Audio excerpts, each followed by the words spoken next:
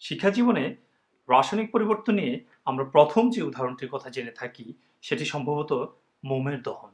অর্থাৎ এটি মোম পুড়ে যে পরিবর্তন হয় সেটি একটি রাসায়নিক বিক্রিয়া অথবা রাসায়নিক পরিবর্তন। মোম হলো হাইড্রোকার্বন পরিবারের সদস্য, আর হাইড্রোকার্বন হলো হাইড্রোজেন এবং কার্বন পরমাণু দিয়ে গঠিত অণু। বাতাসের অক্সিজেনের সংস্পর্শে মোম বা হাইড্রোকার্বন পুড়ে কার্বন ডাই অক্সাইড এবং পানি উৎপন্ন করে। যেহেতু হাইড্রোকার্বন বা মোম পুড়ে গিয়ে সম্পূর্ণ ভিন্ন দুটি পদার্থ কার্বন ডাই অক্সাইড এবং পানি উৎপন্ন করে, সেহেতু মোমের দহন একটি রাসায়নিক বিক্রিয়া। আমরা এটিকে অন্যভাবেও বলতে পারি যে মোমের দহনের জন্য অক্সিজেন খুবই গুরুত্বপূর্ণ এবং অক্সিজেন ছাড়া মোম জ্বালানো সম্ভব নয়। আমরা পরীক্ষার জন্য একটি মোম জ্বালিয়েছি।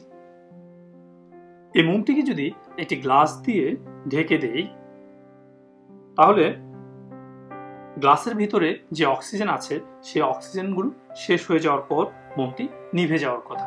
দেখি আমরা মোমটি নিভে যায় কিনা।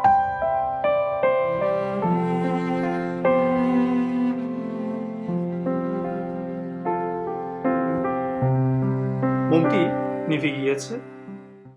মোমের শিখাকে বাঁচিয়ে রাখার জন্য যেমন অক্সিজেন প্রয়োজন, তেমনি আমাদের প্রাণকে বাঁচিয়ে রাখার জন্য অক্সিজেন প্রয়োজন।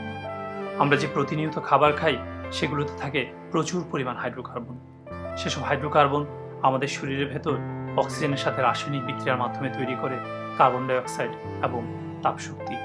সে তাপশক্তি প্রাণ ধারণের জন্য অপরিহার্য।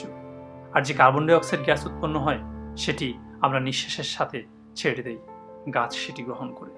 আর গাছ বায়ুমণ্ডলে অক্সিজেন ছাড়ে। মূলত বায়ুমণ্ডলে অক্সিজেনের যে ভারসাম্য সেটা গাছেরই অবদান। যদি গাছ না থাকতো তাহলে আমাদের জীবন একটি জ্বলন্ত শিখার মতোই নিভে যেত। আমাদের বেঁচে থাকার জন্য গাছের বেঁচে থাকা প্রয়োজন। আসুন গাছ লাগাই, গাছ বাঁচাই।